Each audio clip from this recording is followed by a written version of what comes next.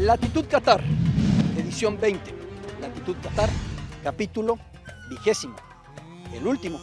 Hemos llegado al final de este camino que he disfrutado enormemente y que hemos hecho con un nivel de pasión enorme para que usted tenga la cercanía que un evento que es el máximo evento amerita, para que usted tenga la posibilidad de acercarse no solamente a la Copa del Mundo y no solamente a los jugadores y no solamente a los goles que de por sí son maravillosos, y qué ansiedad por ya ver goles aquí en tierras mundialistas en breve, horas, días, para que esto comience. La Copa del Mundo, que va a ser por primera ocasión en un país musulmán, en un país árabe, país desde cuyas alturas compartimos latitud Qatar número 20 y el proverbio árabe de este día para arrancar: si desea ser obedecido, ordena lo que sea posible. Y ya sabe usted, en el refranero árabe la rima es lo principal: da arad antutai, fa amar, bima yastatai. O sea, si quieres que te hagan caso, pues empieza por dar indicaciones que hagan sentido, porque de otra manera se hace muy complicado. Con ese proverbio, con esta emoción, con esta latitud Qatar número 20, arrancamos desde las alturas en Doha. El complejo deportivo que albergará la final de Qatar 2022. Daremos un recorrido por el estadio Lusail, ganador del Balón de Oro y una de las estrellas a seguir en la Copa del Mundo. Él es Karim Benzema. Recorrimos el desierto catarí en moto. Te mostraremos lo que nos encontramos. Faltan pocos días para que dé inicio la Copa del Mundo. Esto es Latitud Qatar. Nunca una Copa del Mundo se concentró de esta manera en una sola ciudad, a menos que viajemos a la primera, Uruguay 1930, en ese caso 3 estadios en la capital Montevideo, pero era un mundial de 13 selecciones, era un mundial que no tenía ninguna relación con lo que ahora se vive con 32 y este volumen de partidos y de espectadores, o sea, no hay siquiera comparación posible. Y los mundiales recientes fueron llegando, por ejemplo, Rusia, de la frontera con Polonia en el Báltico, hasta llegar a Siberia. O el Mundial de Brasil llegó al Amazonas y al Pantanal en el Mato Grosso, y llegó hasta el sur de Brasil, a Porto Alegre. Y Sudáfrica, que lo tuvimos de norte a sur, en cada rincón de la geografía sudafricana, país también grande. Este Mundial de Qatar se concentra de por sí en una ciudad solamente, porque desde este lugar en el que estoy, usted puede llegar a todos los estadios. El que está más lejos, Al Khor, se encuentra una distancia para recorrerse sin tráfico en 35-40 minutos, y ese es el lejos. Lusail se plantea, el principal de la Copa del Mundo, el tricolor ahí con 2 partidos, se plantea como fuera de Doha, pero es casi parte de Doha, o es la parte de Doha conurbada, la nueva sección de edificios y de negocios y de rascacielos. Así que veamos ese estadio, el estadio Lusail. Ahí tendremos campeón del mundo.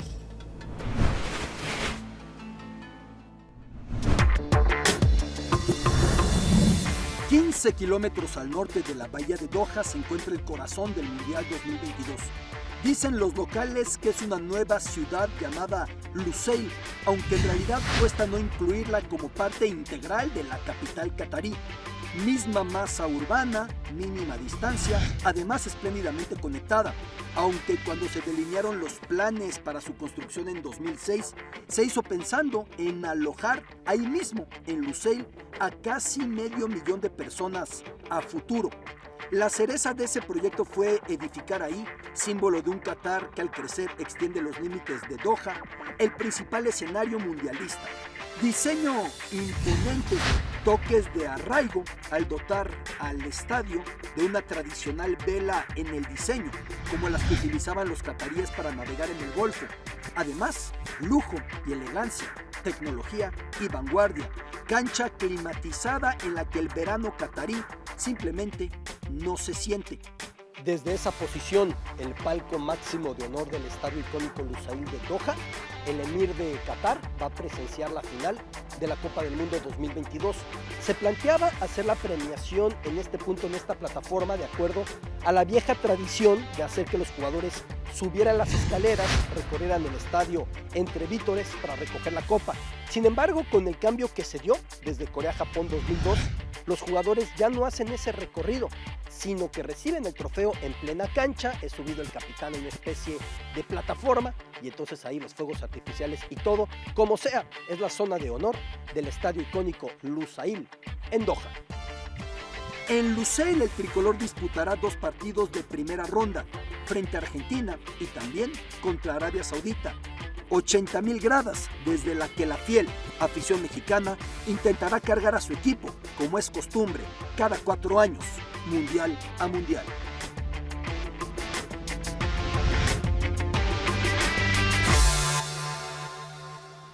Héroes del deporte árabe, un camino que comenzó con la maravillosa Hasiba Bulmerka. Recuerdo cuando decía la reina de Jordania, decía Hasiba Bulmerka que ella hizo un paso por las mujeres árabes y musulmanas que ningún político había logrado.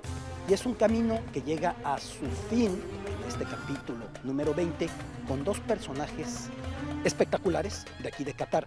Una pareja, los 2 son grandes maestros de ajedrez.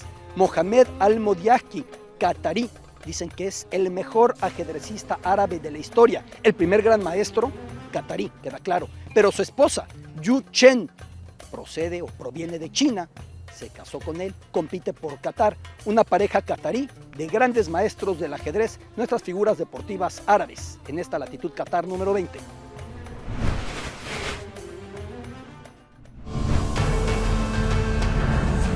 La familia real del ajedrez árabe. Él, Muhammad Al-Modiahki, es el primer gran maestro qatarí y ha sido nombrado mejor ajedrecista árabe del siglo. Ella, Yu Chen, una de las primeras figuras femeninas chinas en ajedrez y casada con Al-Modiahki. En 2001, ella también es campeona de ajedrez. Yu Chen era mucho más que una campeona en China. Mediática, carismática, adorada, provocó fuertes reacciones en su país cuando decidió representar a la tierra de su esposo. Si algo faltaba al Qatar voraz en toda área, en la económica, en la social, en la cultural, si algo faltaba era la hegemonía sobre el tablero. Con Al-Modiahki y Chen, los 2 compitiendo por Qatar, eso ya también lo tiene el Emirato.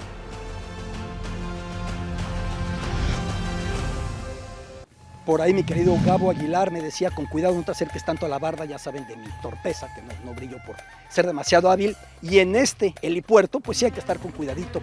En las ubicaciones desde estas alturas, piso 53, aquí, y con esta vista que nos permite ver toda esta bahía, el paseo marítimo de la Corniche, que es espectacular, esa Corniche en la que hemos estado en el Museo Nacional de Qatar, en la que hemos estado en el Museo de Arte Islámico, en la que hemos estado en el Estadio 974, donde el tricolor contra Polonia, donde hemos estado en diversos puntos como la cuenta regresiva, esa cuenta regresiva que está a punto de llegar a ceros con el inicio de esta Copa del Mundo Qatar 2022.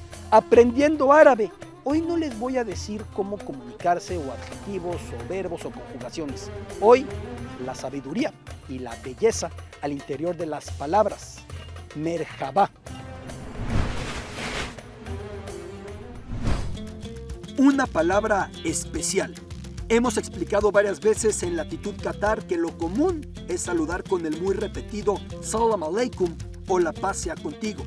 Sin embargo, también es habitual escuchar la palabra árabe marhaba o merhaba, muy recurrida también en Turquía, incluso sin ser este país de habla árabe, para decir hola o dar la bienvenida. Un término incluso más antiguo que el Islam, es decir, se ha ocupado desde hace más de 1500 años y su origen está en 2 palabras combinadas. Marhaba, mar, traducible como Dios o amo, haba, que viene de amor, por tanto, Dios es amor. Otra conjunción hace que le entendamos como amplitud de brazos, por tanto, abrirnos al prójimo con generosidad. Marhaba, palabra perfecta cuando nuestro camino en Latitud Qatar está terminando, pero afortunadamente aún nos quedan 2 capítulos y por supuesto todo el mundial. Y el embajador de Qatar en México ha sido parte de este proyecto con su apoyo, con su orientación, para los miles y miles y miles, decenas de miles de mexicanos que vienen a este mundial, latinoamericanos que también nos siguen, y aprecio muchísimo, y un abrazo a cada confín del mundo hispanoparlante que han seguido esta latitud Qatar, y es muy importante escuchar lo que sí y lo que no en tierras mundialistas.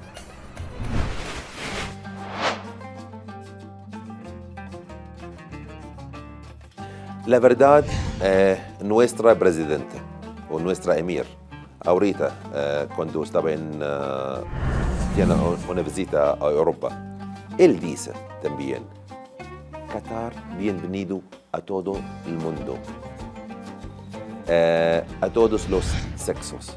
No tenemos extremos, no permitido, permito, todo el mundo permitido entrar a Qatar. Hacemos una pausa en Latitud Qatar, último capítulo, pero viene lo mejor, porque estaremos durante la Copa del Mundo con todo, compartiendo lo que amerita el máximo evento futbolístico. Ya volvemos aquí, desde tierras mundialistas, desde sus alturas.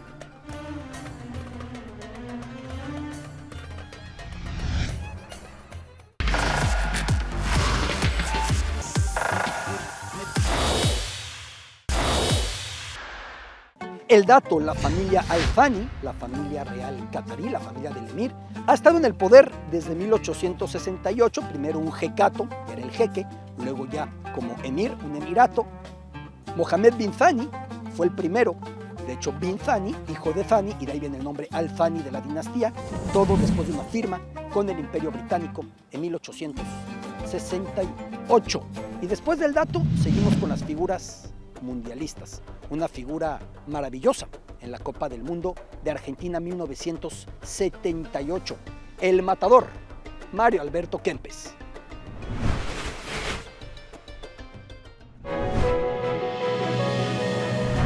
Los goles más importantes en el momento más preciso. Entra Luque, gancho para Kempes, peligro, tiro, gol. Dos ejercicios de potencia, de hambre, de supervivencia, de afán de ser, de contundencia. La carrera de Mario Alberto Kempes resumida en la final ante Países Bajos en el 78. Argentina se convertía en campeón mundial en un torneo inevitablemente marcado por la dictadura y los miles de desaparecidos, aunque el matador detallaba su postura. Nunca nosotros jugamos para el gobierno de la Junta Militar. En ningún momento pensamos que íbamos a jugar para tapar lo que le estaba ocurriendo a tanta gente víctima de robo o secuestros condenables. Antes del de Argentina 78, Kempes disputó el Mundial de Alemania 74 y después jugaría el de España 82, pero todos sus goles cayeron en esa, la primera coronación albiceleste, y que fue en casa. Ídolo en Rosario Central y después en Valencia, donde obtuvo una Recopa Europea y una Copa del Rey ante Real Madrid con este golazo. Mario Kempes consiguió el primer tanto para el Valencia a los 24 minutos de juego.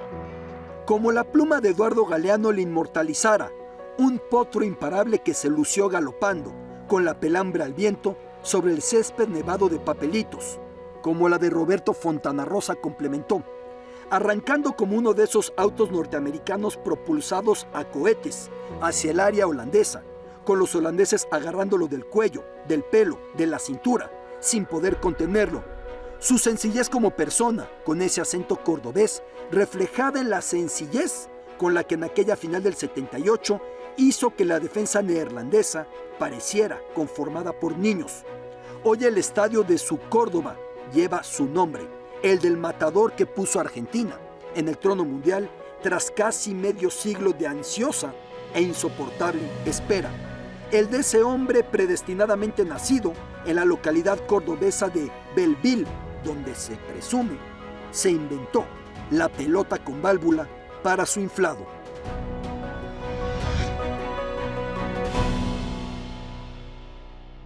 Uno se puede quedar hipnotizado viendo cómo prenden y apagan los rascacielos en Doha de esa manera, porque no es solamente que los iluminen a lo que da, sino es también que prenden, apagan, cambian de color, al siguiente día ya trae otra luminosidad, otro tono cada uno de estos edificios en esta península, en el Golfo, en el desierto, creciendo y adelantando el futuro, desde donde ni siquiera árboles tendrían que crecer con el gas natural, pero al margen de los energéticos, con el proyecto 2030, que es muy relevante para los cataríes.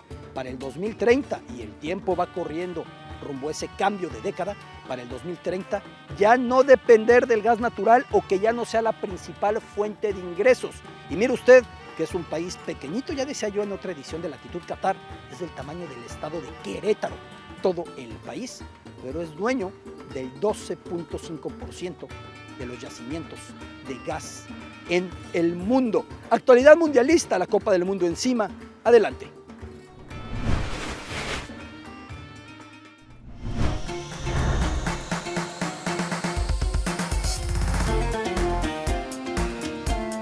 Qatar 2022 está más cerca que nunca y a escasas semanas de que comience el torneo más esperado de este año. El legado que dejará en relación al medio ambiente será recordado para replicarse con el paso del tiempo.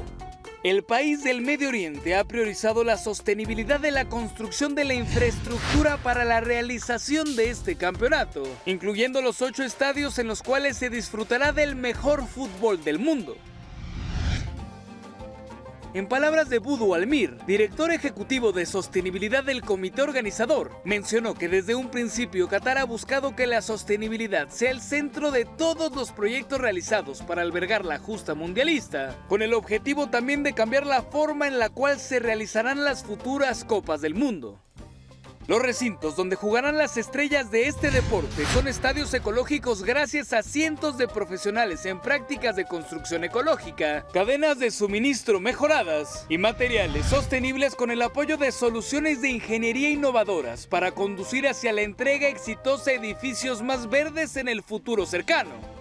Para la elaboración de los estadios se realizaron diseños para minimizar una huella ecológica negativa gracias a una menor necesidad de recursos, cubriendo 8 categorías de impacto ambiental, siendo estas conectividad urbana, sitio, energía, agua, gestión y operaciones, materiales, ambiente interior, valor cultural y económico.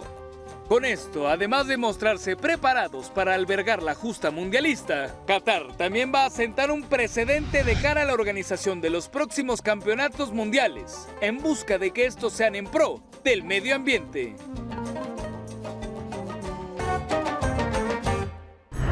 Aquí en Qatar, como en el común de los países musulmanes, uno se va acostumbrando a la rutina, escuchando siempre a la hora que establece el calendario lunar, por cierto, pues la llamada oración. Y normalmente uno pensaría que la música aquí en Qatar se limita a lo sacro, a lo religioso, a lo islámico. Y luego escuchamos a El Legion, una propuesta está brava. Escuchen.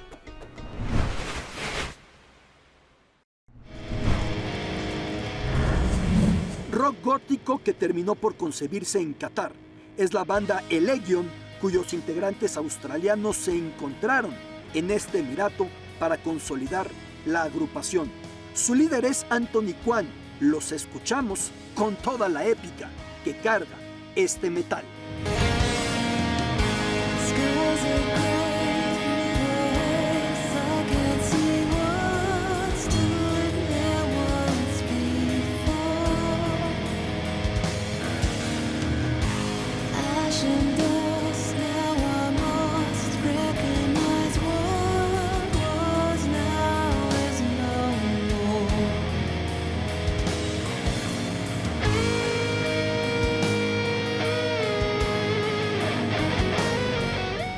De repente pensaba con Rod Márquez, mi productor, que hasta pensamos en la escena de Fight Club cuando va terminando con la música de los Pixies, ¿no? Ya que estamos con música, esperamos afortunadamente que no pase absolutamente nada malo, pero es esa visión de la panorámica de los rascacielos imponentes de la ciudad.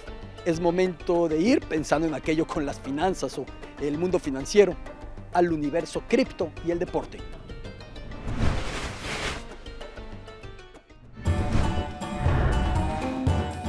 Desde inicios del año 2020 se prohibió tajantemente en Qatar el uso de bitcoins o cualquier otro tipo de criptomoneda para realizar pagos. Por entonces fue aseverado que quedaba bloqueado cualquier medio de valor que sustituya a la moneda, que se negocie o transfiera digitalmente usándose con fines de pago o inversión. No obstante, y pese a lo anterior, Esta Copa del Mundo cuenta como patrocinador a Crypto.com, la cual busca beneficiarse de la exposición y posicionamiento derivados del evento, publicitándose donde vaya paradoja, no es posible utilizarse.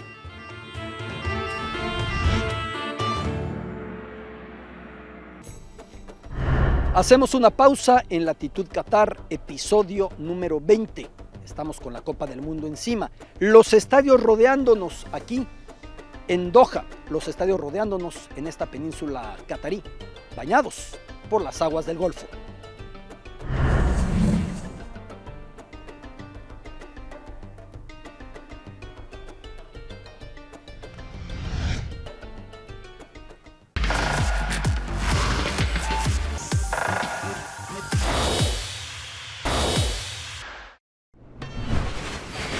Parte del recorrido turístico por la Corniche, por el malecón de Doha, en Qatar, es tomar estas viejas embarcaciones que remiten a las pioneras cuando el negocio principal en este sitio no eran los energéticos, no era el gas natural, sino que eran los pescadores en búsqueda de recolección de perlas. Y así, estas viejas embarcaciones ofrecen estos paseos por la bahía de Doha. Embarcaciones de madera que buscan recordar aquel origen, aquel inicio de Qatar e incluso de su dinastía, los Al Thani, como una potencia recolectora de perlas. Así comenzó ese camino, así comenzó su poder, así comenzó su riqueza, y con este paseo descendiendo de esa vieja embarcación continuamos a bordo de esta Latitud Qatar.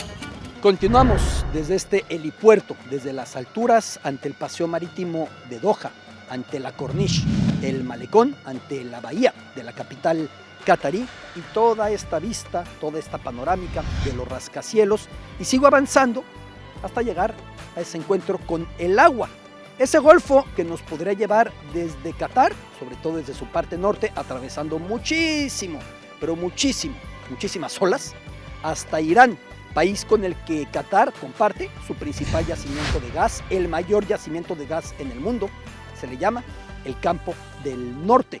Solamente que en ese yacimiento Qatar es dueño de más del 60% e Irán de un 40%, poquito menos. La selección iraní, cuya relación con Qatar siempre ha estado sometida a suspicacia, a críticas, porque la gran potencia sunita es el único vecino por tierra de Qatar, Arabia Saudita, y su gran rival, la gran potencia chiita, es Irán, y el que Qatar tenga buena relación con Irán nunca ha gustado a los sauditas. La selección iraní en esta latitud.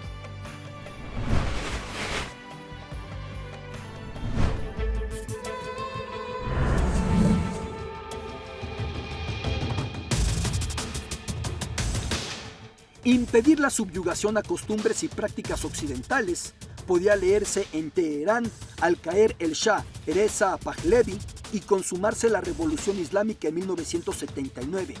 La frase que brindaba pretexto en Irán para prohibir el fútbol, separada súbitamente de Occidente, aislada en su habla persa y en su práctica del Islam chiita, paranoica y hermética, la Irán posterior a la revolución islámica encontraría algo especial después, en el fútbol, su forma de conectarse con el resto del planeta, de mantener estable una identidad nacional en tiempos tan volátiles.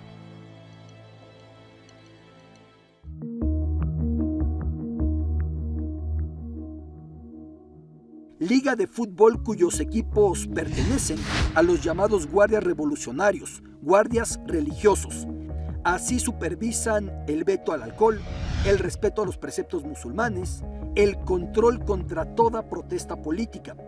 Ali Karimi, la gran estrella iraní de la última década, quien pasara por el Bayern Múnich, estuvo suspendido por presumiblemente romper el ayuno del mes sagrado del Ramadán. La razón, sin embargo, era otra. Portó una muñequera verde en protesta contra el régimen por las elecciones de 2009, cotejo eliminatorio en Corea del Sur, rodeado de clamores como «Fuera el dictador, liberen a Irán». Libertad. Libertad es la primera palabra que se lee a cada partido de su selección. Así se puede traducir Azadi, el nombre del estadio principal en Teherán. libertad, azadi, que por muy breve tiempo consiguieron las aficionadas para entrar a seguir a su selección nacional.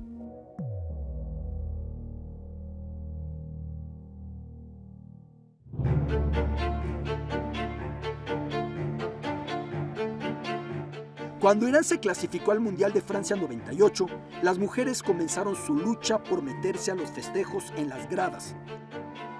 Somos parte de esta nación, también nosotras queremos celebrar, no somos hormigas, era su coro.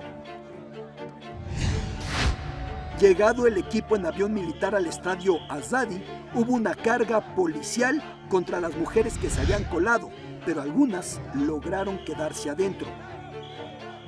Meses después, Irán se imponía en la cancha a su enemigo político, Estados Unidos, en pleno Mundial del 98.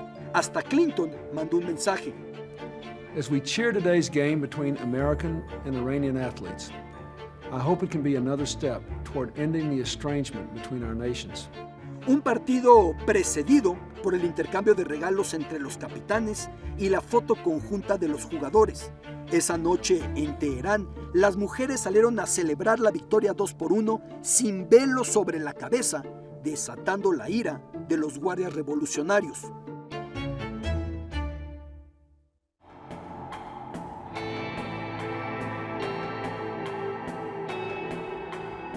Seis años después, Mahmoud Ahmadinejad, su más conservador y antioccidental presidente, estaba corto en popularidad y, viniendo elecciones, concedió el ingreso a un sector del estadio a las mujeres, medida que, pasadas las elecciones, revirtió. Desde entonces es tema permanente el que la mujer iraní se disfraza de hombre para poderse meter al estadio y manifestarse contra esa medida. Queremos la mitad del Azadi, es su proclama. La mitad del estadio, sí, pero sobre todo, al menos, aunque sea la mitad, de la libertad. Tema reavivado en las últimas semanas, luego del asesinato de Mahsa Amini, joven de 22 años torturada y fallecida por brutalidad policial, bajo la acusación de haber mostrado una porción de cabello que escapó de su hijab o pañuelo para cubrir la cabeza. Las mujeres han salido en Irán a quemar su hijab en hogueras públicas, a desafiar a la policía religiosa, a cortarse el cabello a la intemperie. Seleccionados iraníes como Sardar Azmoun, delantero del Bayer Leverkusen, subió un mensaje a redes en solidaridad con las mujeres iraníes y el equipo nacional, de hecho, entonó su himno nacional con el uniforme oculto por sudaderas negras en muestra de aparente luto.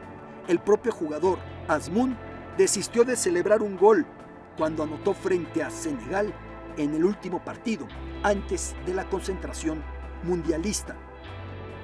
Al tiempo, la escaladora iraní Elnaz Rekabi compitió sin hijab, exponiéndose a un severo castigo. En el momento más tenso de cuantos haya vivido Irán desde que llegó la Revolución Islámica en 1979, un mundial al otro lado del Golfo, en Qatar, ese Qatar con el que comparte el mayor yacimiento de gas natural del planeta y además numerosos intereses.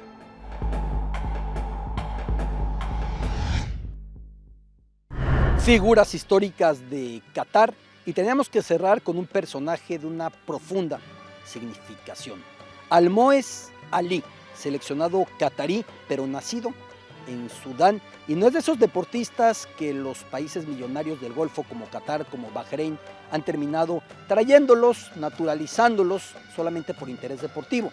Almoez Ali, como tantísimos, como cientos de miles en este emirato, llegó como parte de los trabajadores que venían pues a hacer las obras de un país frenético en su crecimiento, en su asomarse al futuro. Parte de eso los estadios y el criticismo que hemos dicho antes de las condiciones laborales de quienes los construyeron para este mundial.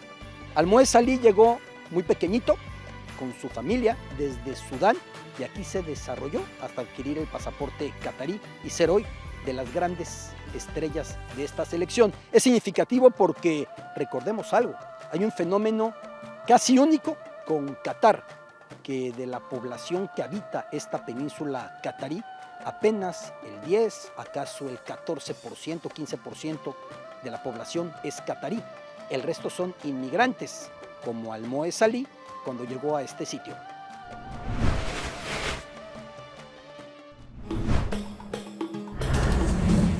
Los primeros balones que pateó Almoez Ali fueron en su natal Sudán, país del que su familia emigraría cuando el pequeño tenía 7 años para asentarse en Qatar.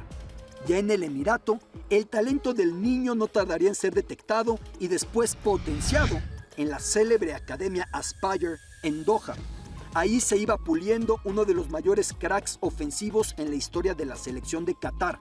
Ahí también conoció a Félix Sánchez, a quien reencontraría ahora como seleccionador nacional, y Almoez siendo eje de ataque en ese representativo nacional, el equipo marrón.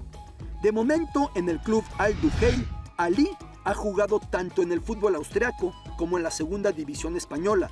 Con Qatar fue campeón asiático en 2019, desempeñando un papel tan relevante como para también haber sido monarca de goleo. Anotó Almoez Ali, el nacido en Sudán, 9 goles en 7 partidos.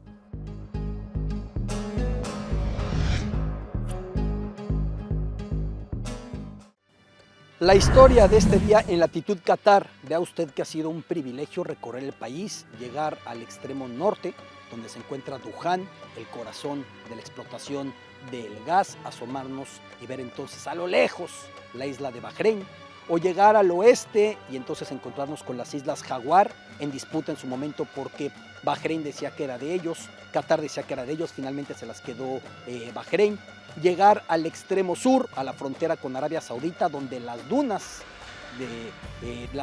se topan nada menos que con el mar, un paisaje espectacular, y recorrerlo buscando historias, y recorrerlo buscando compartir con ustedes, intentando que fuera como si ustedes estuvieran aquí, sintiendo, viendo, oliendo, entendiendo.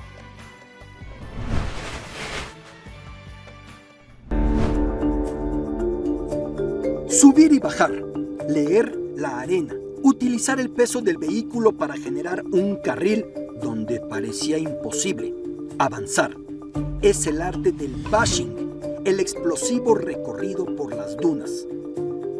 Refinerías y desierto, el producto de su subsuelo y dunas. Para muchos Qatar es solamente eso, aunque Qatar tiene mucho más. Aquí estamos cerca del estadio mundialista de Al-Wakra, mi favorito, diseñado por la gran arquitecta Zaha Hadid, con esa concha como superficie superior. Estamos también cerca más o menos de la frontera con Arabia Saudita. Y aquí, adrenalina, aquí la emoción, surcando dunas en esta cuatrimoto.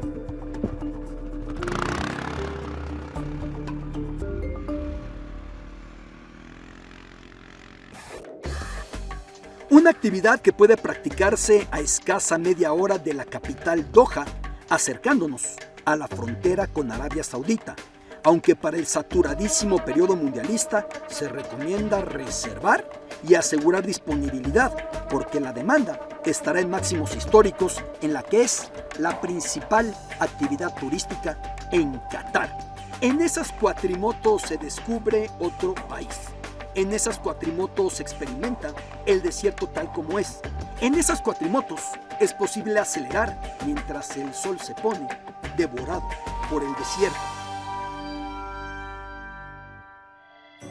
Como si una divinidad estuviera haciendo arte, pintando, esculpiendo sobre la arena, esculpiendo sobre las dunas. La única recomendación, más allá de disfrutar y ser responsable: no traje lentes, nos tocó tormenta de arena. De repente no ves nada, como si te metieras a un absoluto oscuro, parte de la vida en las dunas, parte de la vida aquí en Qatar. Tormentas de arena, adrenalina, exploración, velocidad, subir, bajar, más subidas, más bajadas, incertidumbre, la incertidumbre del desierto, el inigualable placer de atravesar las dunas. Turismo aventura en Qatar.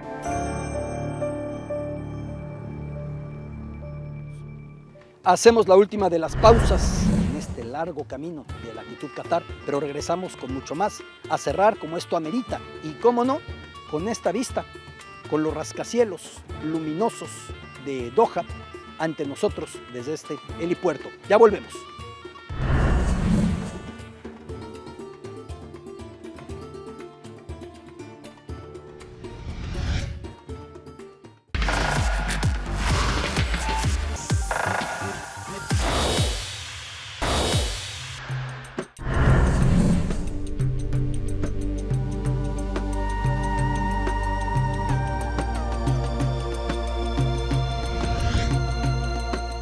Regresamos a latitud Qatar, o más bien a las alturas de esta latitud, desde tierras mundialistas. Y regresamos a terminar nuestro camino por las Copas del Mundo y su historia y su geopolítica y lo que las rodeó. Yo estaba en un error que el común de la gente ha planteado desde que Qatar en 2010 recibió la sede mundialista, cuando se entregó tanto Rusia para 2018 como Qatar para 2022. Yo pensaba que había sido la sede con más tiempo para prepararse. Un buen amigo, el historiador Sebas Alarcón, me aclaró que no. El caso de España. En 1964, con los motivos de los Olímpicos en Tokio, Alemania Federal y España buscaban la Copa del Mundo de 1974. Se pusieron de acuerdo que fuera primero Alemania Federal para 74, luego le tocaba América, fue Argentina en el 78 y finalmente España en el 82. Así que España recibió la sede estando todavía bajo el franquismo, en plena dictadura, y recibió aquel mundial ya en su apertura a la democracia. Solamente eso para explicar que Qatar no ha sido el país que ha tenido más tiempo para organizar una Copa del Mundo con estos 12 años. ¿Qué ha sucedido en este trayecto de más de una década? Lo repasamos.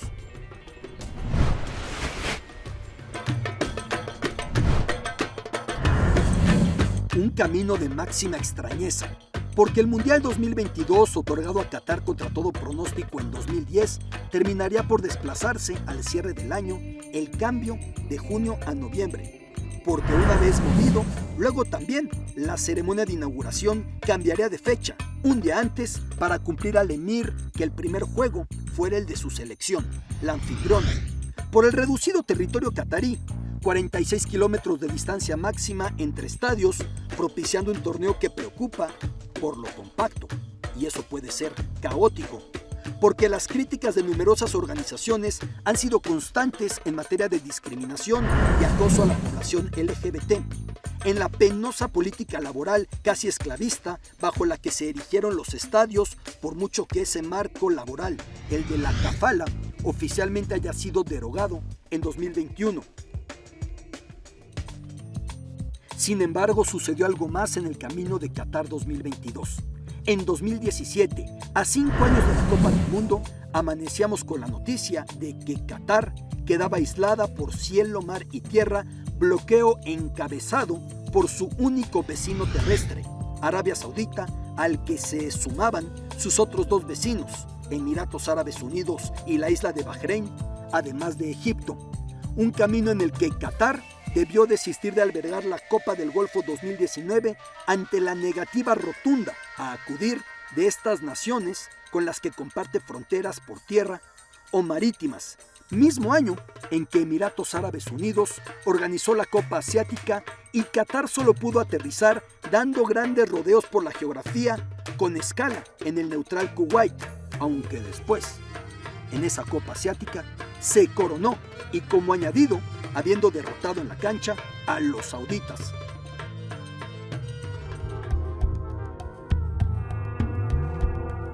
Por entonces, un alto cargo de los Emiratos Árabes admitía sin tapujos que la intención del boicot a Qatar era despojarle de la sede del Mundial 2022. Incluso recalcaba, si se le quitaba el torneo, concluía la crisis. Al menos desde 1867, Qatar ha luchado para no ser dominado por sus vecinos. La dinastía Al Thani llegó desde Arabia Saudita sin ser nunca bien aceptada por Bahrein, Abu Dhabi o los propios saudí árabes. Llegada la modernidad y la enorme riqueza por el gas natural, el interés en esa península creció. Viendo Qatar que no tenía amigos genuinos a la redonda, apoyó a otros grupos islámicos, a menudo extremos, mucho más lejanos, la mayoría de ellos enemigos jurados de Arabia Saudita, el poderoso Irán, además de las revueltas en Egipto, en Túnez, en Siria, en Afganistán. Por eso, los vecinos acusaban a Qatar de promover el terrorismo. Al tiempo, su televisora Al Jazeera probaba ser un gran agente de poder suave, soft power, de maquillaje para el régimen qatarí, de mejora de su imagen y de vehículo para apoyar o derrocar, según conveniencia, a cualquier gobierno en cualquier rincón árabe parlante. El bloqueo ya ha terminado. Qatar, de hecho, salió sumamente fortalecida del mismo, en aparente amistad, sin saber qué tan sincera o qué tan duradera, sus vecinos sauditas competirán en este mundial en territorio catarí.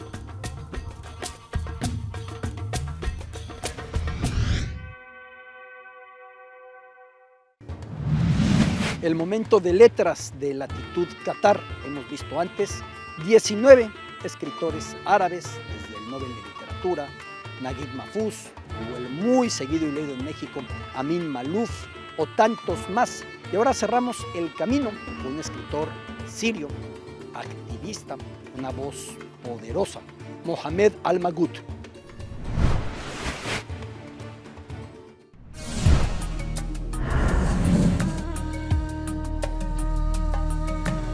La poesía árabe cambió con este gran escritor, Muhammad Al-Maghut, quien dotara a los versos en este idioma de mayor flexibilidad y por ende de mayor poder. Nacido en Siria, una de sus frases célebres ante tanta tragedia es: soy el único que no ha sido asesinado por una guerra, terremoto o accidente de calle.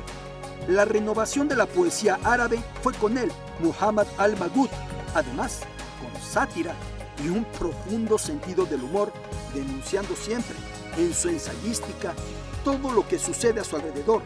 Por eso destaca mucho su libro, Traicionaré a mi país. Al-Maghut murió en 2006.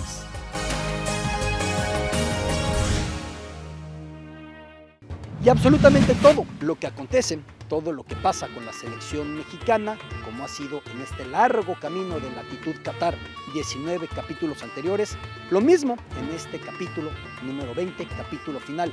La sombra del Tri, Rubén Rodríguez, con gratitud por ser parte de este proyecto, para quien tiene siempre las primicias, las exclusivas, la información de primera mano, todo lo que hay que saber sobre el conjunto tricolor.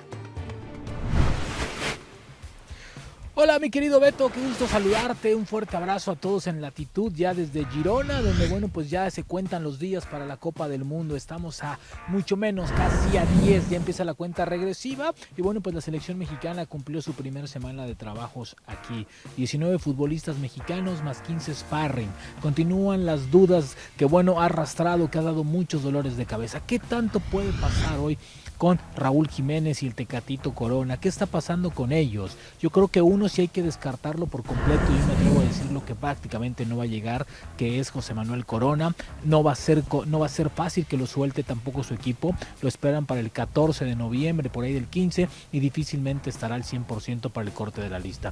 Raúl Jiménez es un jugador que reportó con el Wolverhampton. Su equipo lo tiene, probablemente tenga minutos, no sé si este fin de semana o el siguiente, pero tendrá minutos para ver cómo actúa y cómo está Raúl Jiménez. Por lo pronto ya tiene más actividad, ya toca la pelota, ya está más en contacto con el balón, algo que no hacía durante 2 meses. Son fundamentales estas semanas, sobre todo para Raúl Jiménez. De los otros, si continúa la duda, Johan Vázquez o Jesús Angulo, otra de las bajas importantes que sería, a ella acumularía 3. En caso de que Raúl Jiménez se suba a la Copa del Mundo, apunten lamentablemente a Santiago Jiménez como otra baja. Si Raúl no va, Santiago Jiménez se sube. Creo que el otro es el medio campo. Se habla mucho de Lainez, pero es un jugador que le encanta al Tata Martino, le encanta por lo que da, por la calidad, por la frescura que le puede llegar a dar esta selección mexicana. Creo yo que uno de los que podrían ser la baja para esta podría ser Eric Sánchez. Eric Sánchez me parece que no se sube en la parte final y el Tata, bueno, pues no le importa tanto el momento, sino lo que le puede dar como jugador. Han sido esas la mayoría de las bajas que va a cumplir la selección mexicana en su primera semana. Es muy complicado que contra Irak tenga algo parecido a lo que va a ser la Copa del Mundo. Frente a Suecia probablemente ponga parte del equipo. Lo que sí te puedo adelantar hoy, que abajo no tiene dudas, abajo no tiene dudas Gerardo Martino. Cantadita la tiene. Ochoa abrirá la Copa del Mundo frente a Polonia y también acompañará Jorge Sánchez y Jesús Gallardo, y la central te la adelantamos desde ahora, muy probablemente sea con César Montes y Héctor Moreno. Esos 4 pocos los van a quitar y a Ochoa nadie lo quita. Mi querido Beto, desde Girona te mando un abrazo. La siguiente semana seguiremos aquí reportando para Latitud y evidentemente ya después en Qatar para el inicio de la Copa del Mundo. Recibe un fuerte abrazo. Y hemos intentado en Qatar ser muy equilibrados con la información. Sí estamos maravillados con lo que tiene este país, con su ritmo de crecimiento, con lo que es subirse, por ejemplo, un detalle, subirse a su metro y esos vagones de lujo, o cada una de las circunstancias. Por ejemplo, una pareja catarí cuando se va a casar recibe del Estado, recibe del emir, una cantidad de metros cuadrados para erigir su vivienda, pero una cantidad buena para hacer una casa o para rentar los terrenos o hacer lo que guste, y además un crédito por el equivalente a unos $300,000 pagaderos a 20 años. Es parte de lo que tiene Qatar, y el sistema de salud pública, que es espectacular. Lo que le pueda decir es poco, incluso mexicanos que han vivido acá, como el propio José Luis Font, quien nos ayudó, reitero, para hacer esta emisión de Latitud Qatar desde este helipuerto, me explicaba la atención médica gratuita que hay aquí en Qatar. Pero también es posible recalcar las cosas que tienen que ser diferentes, o las cosas que han sido blanco de críticas.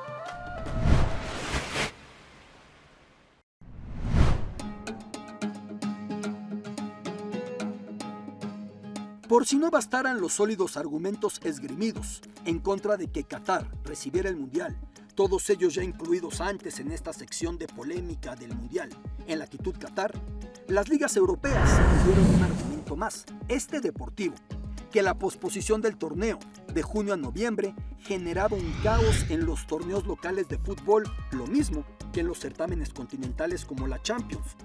Las selecciones apenas van a disponer de sus estrellas a una semana del Mundial, y los clubes se verán en el insólito caso de no saber qué hacer con el resto del plantel, sin duelos oficiales por 40 días a mitad de la temporada.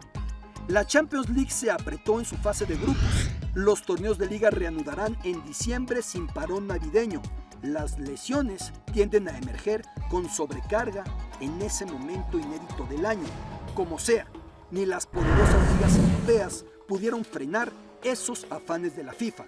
En noviembre, ya en breve, se jugará por primera vez una Copa del Mundo. Para enero ya se verán equipos disparejos en desgaste, en rendimiento, en curvas físicas, en todo lo que acarrea mentalmente jugar un mundial.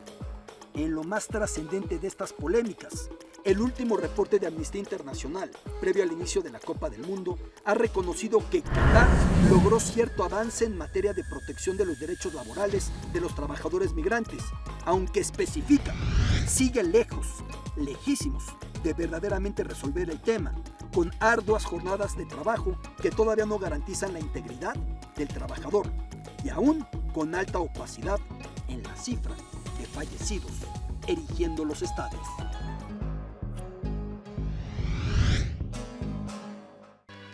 ¿Quién será la estrella de esta Copa del Mundo Qatar 2022? ¿Quién tomará el testigo de lo que representó ver a Modric, ver a Griezmann, a Mbappé en la final en 2018? De lo que representó ver en 2014 a Toni Kroos de un lado con Müller, con Klose, con Mario Götze, y del otro lado a Lionel Messi. ¿Quién seguirá la estela de lo de 2010? Aquella España de Iniesta con el gol, de Ramos, de Xavi Alonso, de Piqué, frente a la Holanda, de Sneijder, de Robben, de Van der Vaart. ¿Quién seguirá esa estela? Estrellas o candidatos a figuras de esta Copa del Mundo. El gran Karim Benzema.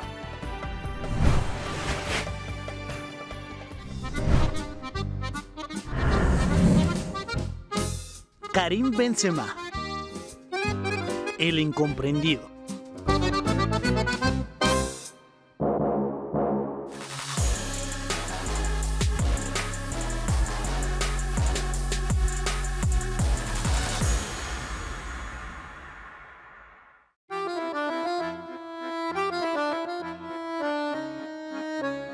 De padres argelinos y nacido en Francia, Benzema sufrió de bullying en su niñez por su aspecto físico, a causa de sus raíces africanas y también por su sobrepeso, pero encontró refugio en el balón.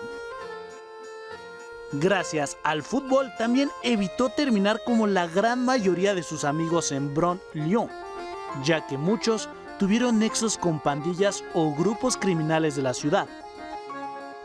Aunque esas relaciones le trajeron problemas en su carrera profesional, tuvo un conflicto legal con Mathieu Valbuena al intentar amenazarlo con publicar un video sexual. Eso lo alejó del equipo galo por 5 años, Todo se esclareció tiempo después, pero Karim se perdió la final de la Euro de 2016 y tampoco estuvo en el equipo campeón del mundo de 2018.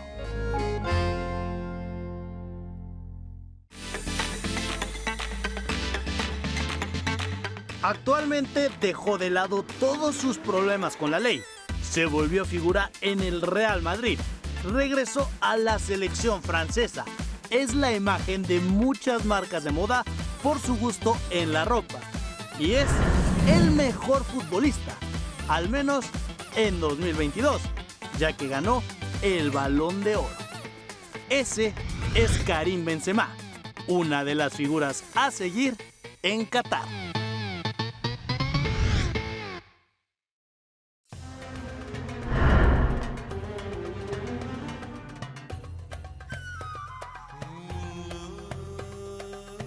Esperamos de corazón que este trayecto en el que hemos buscado abarcar todos los puntos o los más posibles, no solo de Qatar y no solo del Golfo, sino del mundo árabe, de la religión musulmana, entender las cosas sin prejuicios, entenderlas sin estereotipos, hacerlo con humildad, hacerlo con afán de comprender mejor, porque el principal camino para respetarnos, para tolerarnos, para cohabitar, es entendernos, es acercarnos.